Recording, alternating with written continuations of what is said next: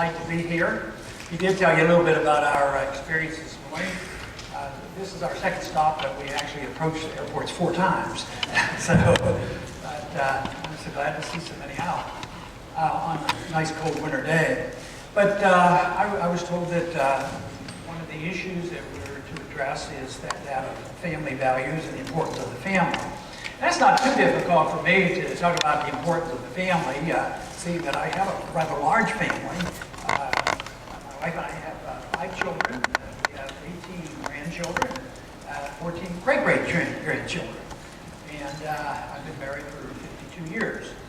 So marriage and family is obviously a very important issue for us. You know, there was something that happened early in my campaigns in Texas, is that my wife came up with this idea. She said, you know what we ought to do is send out a cookbook, because the opposition, can you imagine the opposition attacking another person running for Congress? Well, they were attacking me and made me sound like a terrible person. And she says, what we need to do is send out a family cookbook, put the recipes in with all the kids, and take pictures of the family. And I told her, why in the world would you want to do that? I said, they don't want to see pictures of the family. They want to hear me give speeches about the Federal Reserve System. And she said, oh no, she says, they're beating you up badly, and some people would like to know that you have a family. So I thought, all right, go ahead. I usually tell this at Republican functions about how I was so opposed to it, but then I always had to admit, you know what, it was probably the best political literature we ever sent out, because people really enjoy that. People do want to know what you're all about and your family. I got interested slightly out of college in medical school in reading free market economics. That was back in the 1970s. I finished my OBGYN residency in 1968. After having served in the military for 5 years, I was drafted and served in the Air Force as a flight surgeon I was drafted during the Cuban crisis. But in '68, my wife and I, we were raised in Pittsburgh. We went back to Texas because I was stationed there and set up a medical practice. Practiced OBGYN for many, many years, delivered 4,000 babies over the years. And we have 3 of our kids are in medicine, one daughter is in OBGYN as well. And you may have heard that I did have another son. He decided to do something in politics. And I can't remember. I think he's a senator from Kentucky or someplace like that.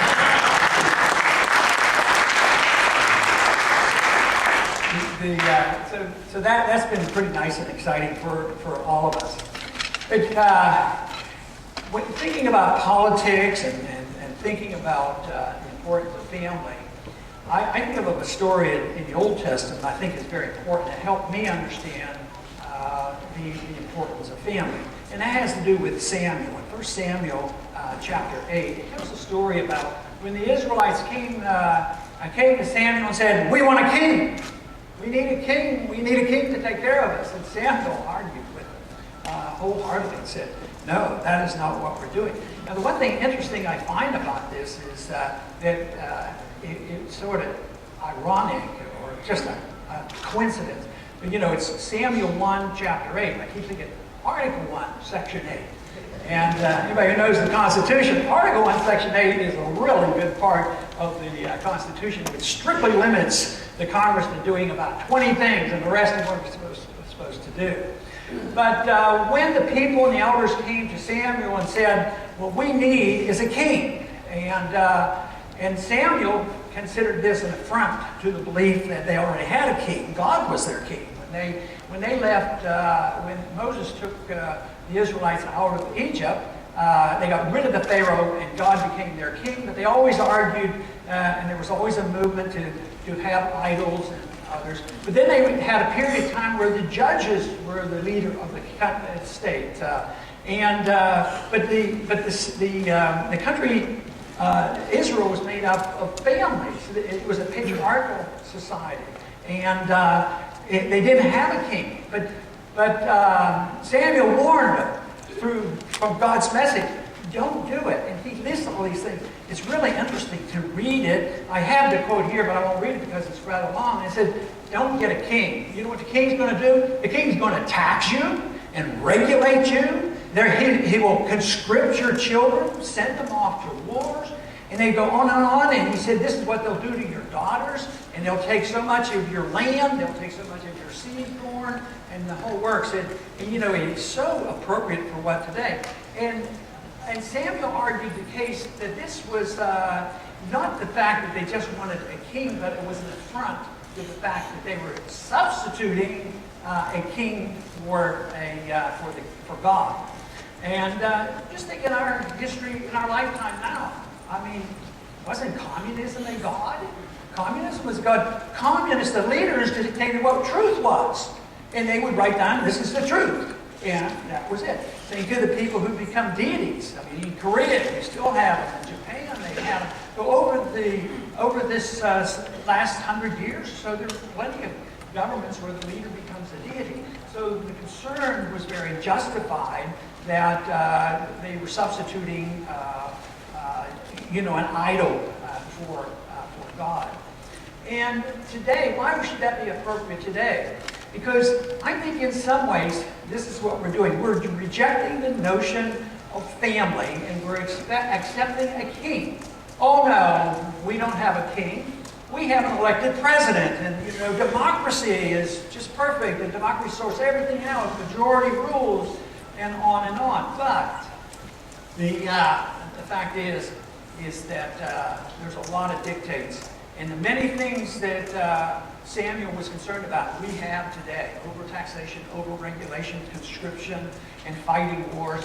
And even in that passage, they talk about how they fought wars, because the Israelites had to fight a lot of wars. And if they didn't have a strong central government, and they didn't have conscription, how did they fight those wars? And the Old Testament is, you know, very, very clear that when they were living within God's rule, they would win these battles. But the way they fought the rules was the individuals, the family members, the clans and the tribes, they would always send a certain amount of people. The young men went, the women didn't go, and they would send. It reminded me of the way they talked about in this country, having a militia. And the militia, we weren't supposed to have a standing army. The federal government was against the standing army. And the Israelites did not have a standing army. But they fought their wars, and they won their wars unless they strayed. So today, we are living in an age where I think the family has been greatly diminished. I think there's a failure today to recognize that our rights and our lives come from our Creator. We have drifted into accepting the notion that government provides for us, and government will take care of us. And just as the Israelites were not satisfied with their kings and the predictions and the warnings of Samuel came true, because it said it would cost a lot. The cost would be exorbitant, and that you would not get what you were asking for. And today, we're dependent on the king. We're dependent on the central government. They're to take care of us from cradle to grave. They're supposed to take care of our educational needs, our medical needs, the whole work. And yet, it worked. Good while, hasn't it? Years after years. And the worse things got, the more they debased the currency, the more dishonesty, the more counterfeiting we've had. And we've had ultra counterfeiting of our currency since 1971, since the gold standard just disappeared. And in doing that, we had been taught, because we've had a benevolent king that said, we will take care of you. And they have printed the money, and we have taken care of people, whoever has a need. People have need. And you think that food stamps were started for a few people who were indigent and needed some help. And today you have millions and millions of people with the recession going on food stamps. But what is happening, our dependency on our king, the dependency on our state, is coming to an end, because we're at a point now where we no longer can afford it.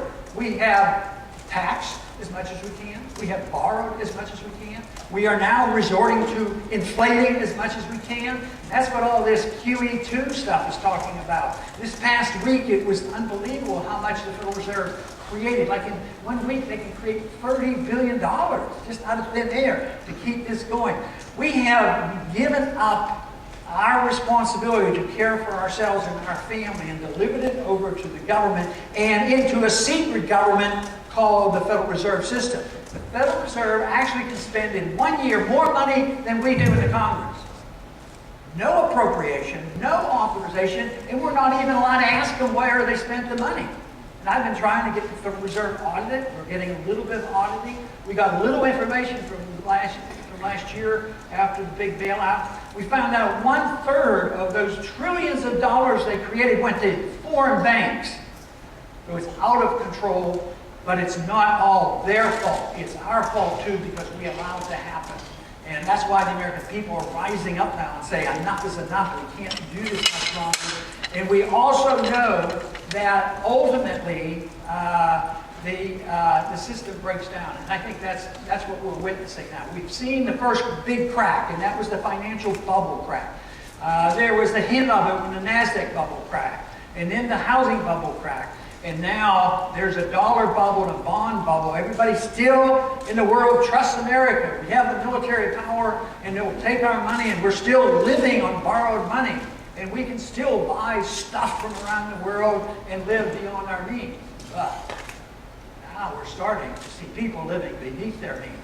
And the real tragedy about this is the immorality of the people who suffer are the ones least responsible for it. The people who benefited with the bubbles, you know, the bankers and the big corporations and the government, they're the ones who get the bailout.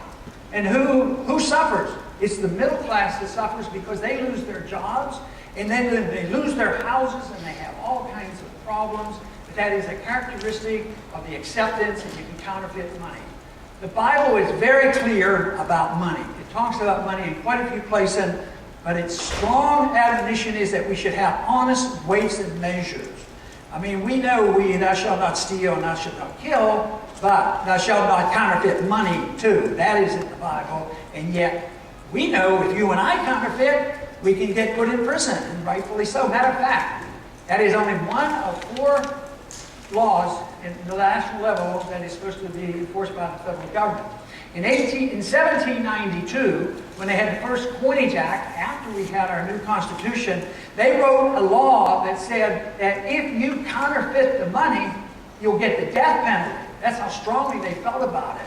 And yet today, counterfeit is the way we're living. And most of the argument now in Washington is who's going to get the last pieces of the pie. And there's, unfortunately, not a very serious attempt to cut up there. The Republican side are starting to cut, whittle away here, and the Democrats get hysterical. You can't cut anything. And we don't have enough votes to cut significantly, so we will face a crisis. And we have placed our trust and our faith in a false God, and that God is government. And we have to change that. We have to place our confidence and faith in our God who has given us the responsibility to care for ourselves and care for our family. But it gets tough when the government doesn't provide a general environment where you can do it, where they interfere with contracts, they interfere with the monetary value, they interfere with bankruptcy laws, and government's always interfering. And then they load on the regulations, then they load on the taxation, and it gets pretty hard. You say, yeah, I want to take care of myself, but it's getting pretty hard to do it because of all the roadblocks put in the way. So I believe it all comes from a misunderstanding of where our rights come from, our own responsibilities. Now, I believe in very, very limited government. Sometimes people object, you don't want hardly any government. I don't want very much government. And one of my arguments for this is that when it comes to our religious faith, I think most of us agree that that is a very personal matter. Our salvation is not going to be delivered to us by our parents. It's not going to be delivered to us by a collective group. Just joining a church, you don't gain salvation. This is very personal. If that most important thing called salvation is purely personal, what about all the other things we do? What about personal choices elsewhere? If we can have free will and choices there, what about the free will and choice of what we read and what we eat and all the other habits that we have? See, I'm not for passing a lot of laws like that because I don't think they work. And I think it's much better for us to have the freedom that we desire and put the responsibility on us. And the main goal of political action for me and for many others is to preserve liberty, not to be the king and tell us how we're going to redistribute wealth and help this group versus this group. It's there to preserve liberty. And what is the purpose of life? For me, the purpose of life is an opportunity to strive for excellence and virtue. And if that is our goal, we want the government out of our way. We don't want the government telling us how we can achieve virtue or a perfect economic society, you know, a perfect fair society. That interferes with property rights. It rejects the notion of personal responsibility, and it ends up badly. And that's where we are today, because we as a people, not you as an individual, but we as a people generally have given up that responsibility. We have not assumed that responsibility that we're in charge. And if you had a truly free society, I don't think for a minute you would have to worry about where your next meal is coming from. You say, oh yes, but there will be some that can't take care of themselves. But if you change a whole system for the few who have problems, you're going to make sure that there are a lot more people who are going to have problems. And that, I think, is what's happening today. So you say, well, still, you have to help people. Well, the most important thing that anybody can do, if you have a humanitarian instinct to help other people, is defend liberty, defend property, defend low taxes.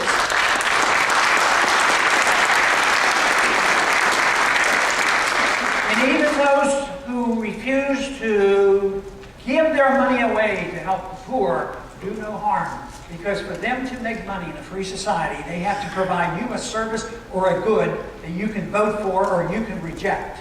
And in that way, they have to create jobs. But there are others, and I would say in the Christian community especially, there are others who believe you should go further than that, other than just saying, well, I'm a good investor and I create jobs, and I believe in that. But there are others who will say, well, we need to go an extra mile, and Christ obviously taught us this. And that is to help the downtrodden, help the sick. I practiced medicine when there was no government involved, and worked in a Catholic hospital for very, very little money. Nobody was ever turned away. Today, people have trouble getting medical care. The cost is so high. The charges are always the maximum, and yet we have the government designated that medical care is a right. Education is a right. I don't believe that. I believe you have a right to your life, and you have a right to your liberty, and you have a responsibility to take due care of yourselves and be involved in your family life and have a system where the family is in charge of the education, the family is in charge, and then, because there would be an abundance, there would be enough wealth for us to share it. And besides, the number of people living in poverty would be so much less. And today, think of the people, you know, quite frankly, our government doesn't give us the accurate statistics on the unemployment. It's very, very high. It's over 20%, and that's why people are very unhappy. No matter what the government says. Last week, unemployment dropped below 9%. No inflation. Inflation 2%. I don't know anybody who really believes that. They will, I wouldn't ever say they lie to us, but they sure do fib to us. And they deceive us. They deceive us, and they make us. But there's a lot of problems that exist that I am convinced that can be solved by doing what we haven't done. We have had too many people who have a careless attitude about the rule of law, what the Constitution says, what the federal government's allowed to do, what the state government's allowed to do, and the responsibility. And because of that, I think the solution isn't that complicated. Why don't we just all obey the Constitution? I think that would be a good place to start.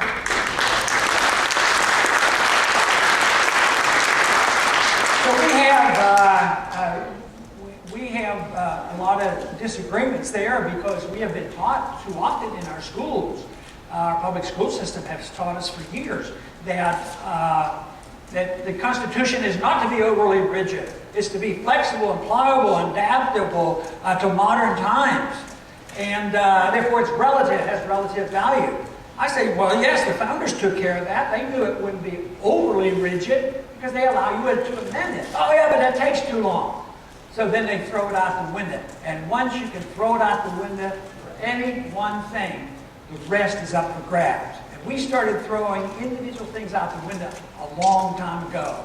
And that is why it's so hard, you know, to cut. Because I have people come to my office and they say, cut, cut, cut, the deficit's out of control. But by the way, will you vote my package? Don't come vote to cut my package.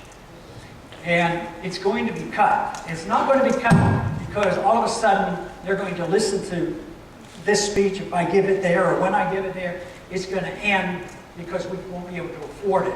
But the important thing for us as citizens, responsible citizens, we have to realize that we have a spiritual obligation, and we have an obligation to obey the rule of law. We have an obligation to think about the future generations. Most everybody in this room, I'm quite sure that we've done pretty well, and we've enjoyed it. But I think most people here are starting to realize there's nothing going to guarantee that our kids are going to school right now or getting out of college, can't get a job. It's going to last, that it will last forever. So therefore, we better know what to do. If you don't like the monetary system, and I don't, we better have a proposal on what to do about it. And we get guidance there from our Constitution, we get guidance there from our Bible, and counterfeiting and debasing the currency is immoral, illegal, and unconstitutional. So that's a pretty good start. But we need more faith and more confidence and understanding of what true liberty is all about. True liberty doesn't mean that you have certain rights to have economic freedom, but we better regulate people on their social behavior because I don't like what they're doing. But the whole thing is if you do that, your religious behavior will be social behavior, and they'll want to regulate that, and they are starting to do that now. So that is why you want to protect liberty. When people do harm to others, when they steal and defraud and do harm or threaten harm, that is the role and responsibility of the government. But other than that, it's Christ taught tolerance as well, not to the way he talked to the prostitute and others. I mean, it was an understanding, and tolerance is very important. If there is no tolerance, I'm afraid we're going to be on the receiving end. We as Christians. So therefore, you want to protect liberty and limit the enforcement to those who cause harm, who cause injury, who cause theft, and counterfeit. And that's a role for government. But we should think seriously about our Constitution, not only the monetary issue and the welfare state, but also on our foreign policy. There's no authority that says that we should be the endless policemen of the world. We don't have the money, we can't do it, it costs too much. That was the argument with Samuel. He said, don't get a king, it's going to cost a lot. It's amazing how strongly they emphasize the cost. And just think of the cost to us. Since the last 10 years, in the 2 wars that are going on and spreading, and maybe we're going into Libya, well over $1 trillion, probably closer to $2 trillion. It's going to go on and on. And people are seriously saying, well, when are we going to send the troops to Libya? Well, do you have any more money to send over there and get in the middle of another civil war? And besides, we shouldn't go to war without a declaration.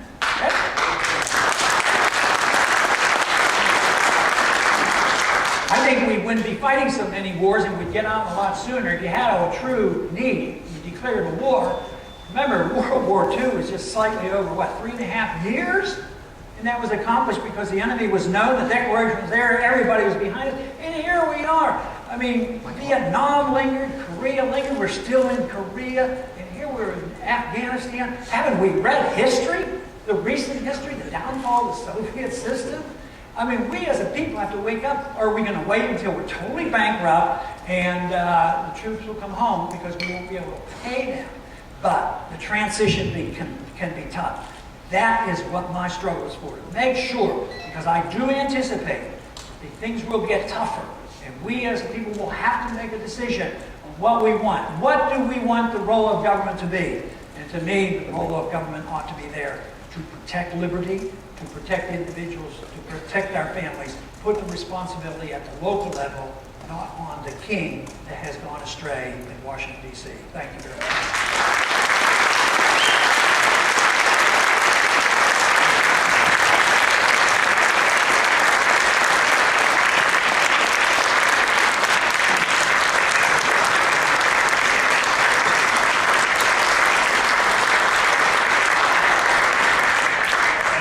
Christian High School, Liberty was taught today. We have a few questions for Congressman Paul, so if you want to take a seat. I always wish he would just tell us what he really thinks and what he really believes.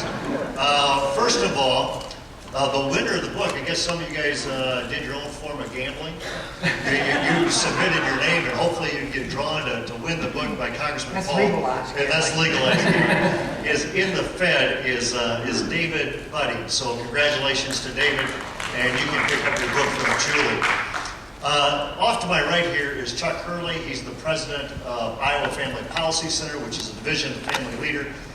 He will ask the first question. We'll just kind of go back and forth with the congressman on some questions that we'd like to have answered. Go ahead, Chuck. Thanks, Bob. Thanks, Congressman. Mrs. Welch is here today, and she says, good leaders lead by example. And she's curious what you and your wife do to strengthen your own marriage and family. I think this will still work. Well, I think the strength of the marriage, at least for my wife and I, came from the beginning. It was the commitment. And we both went to high school together. And we got married when I was still in college. And then I kid, because sometimes maybe somebody like you might say, I worked my way through college. I say my wife worked me through medical school. Working together and a serious commitment, and it was always the church. We raised our children in the church, and that is what gave us the strength. And because I'm sure those in this audience who have been married know there are always trials and tribulations, but our children have been such a blessing. We are so proud of them, and I think that is the family that comes together, and like I said, I think that is what made the original or Israelites so strong, is because they understood that. And on that, I'm assuming you're still very proud of your son and new U.S. Senator Rand Paul. I certainly am.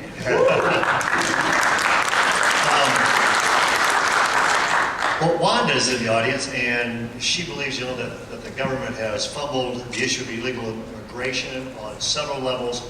What do you believe the answer is, or the solution, or concrete steps is to address the issue of illegal immigration in 30 seconds? 30 seconds. Well, I'll tell you, I can't answer it in 30 seconds or 1 minute, but I can answer it briefly. But I can make a pitch, because I've done another book, and I do 50 different issues. Matter of fact, one issue is marriage, and talk about marriage in the legal sense of what we should do. But the other one is immigration. I spend a fair amount of time on that. But to me, it is complex. But it is a federal issue. And I started with enforce the laws. All the laws ought to be enforced, and we should do that. But it very much involves the welfare state, both the enticement for people to come over and get free services. At the same time, the welfare state teaches some of our people not to work and take the jobs that individuals like that won't take. But I caution at the end of my little chapter on this that those who want really, really tough standards should be cautious, because it may be that those same rules will apply to all of us. If anybody remembers the Real ID Act, it was finally defeated by the states because it was sort of overkill when we were going to be the real ID'd people. And I think now there's already, we can't go out of our country. We can't go to Canada without our passports, so they're tightening up on us. So everything, and then when you have financial trouble, there's much more control over the people. You can't leave, you can't take your money, you can't invest overseas. There becomes capital controls, so a lot of that will happen. But I believe that the pain of that problem comes because of an economic crisis that we have. Not too many years ago, I had more people coming to my office asking for leniency because they couldn't get anybody to work. But of course now it's different. So I would, if you had a free market, a healthy economy, we could be more generous with our work permits and make people coming here legal and not dependent on our welfare legal ways. Thank you, Congressman. Pastor Carlson asks, how do you balance a budget on borrowed money? Can't balance the budget on borrowed money. And you can't balance the budget without changing the philosophy of government. If you believe we have to police the world, if if you believe we have to have a welfare state and take care of everybody, if you believe people should have free education and have a right to medical care, you can't balance the budget. Because the more of those promises you make, the more it undermines the creative, productive segment of our economy. It's done with printing press money and borrowing. It makes us indebted. And so our wealth goes down, population is going down at a young rate, the demands are growing. You can't do it with this current philosophy of government. The only thing that I have suggested, if they were serious, and they're not, is make the Congress go through all appropriation bills and do their very best to appropriate money, and that's what they agreed on. And if they're wildly over, cut everybody the same amount. You know, if debt is the problem, but there's not enough people in Washington who think it's serious enough to even consider that. And they're not all on the Democratic side. We have a few on our side too. But at least I have to finish with a little bit positive. Things are a little bit better, but we still are not going to balance the budget, obviously, with all the debt. The liberals constantly complain that us conservatives bring up the social issues and we lead with the social issues. David says that, that's here today, David says that, President Obama made marriage an issue by saying he won't defend the Defense of Marriage Act. Comment on that, and then also comment about what we did here in the state of Iowa in ousting 3 activist judges from the bench. And maybe you can comment on separation of powers and the constitutional intent there as well. Well, I support the Defense of Marriage Act and put a statement just recently on that. And I see that as an act that was prohibiting the move on to nationalize it and force Iowa to accept the rules of Massachusetts, whatever. And the fact that Obama now is fighting that, that's his real motivation. There's a few legal questions that can be asked, but the judges, I defended that very strongly on the states' rights issue. I think it's remarkable of how our founders wrote the Constitution, and I have a personal belief that they understood that the more complex an issue, the more localized it ought to be, because if it's complex and very controversial, if you have one ruling, it's horrible. Just think of what they did with the abortion issue. Roe versus Wade, it made it national. So that's why I argue even that issue should be dealt with at a local level. And those who want to ban it, a lot of it would be done immediately, and they can do it. So the whole concept of states' rights issue, to me, is very vital, and we could solve a lot of our problems.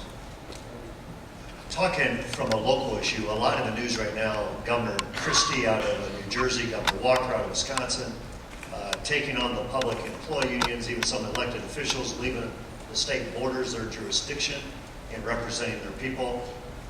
Any counsel that you'd have to Governor Christie, Governor Walker, those of us watching that debate with the public employee unions?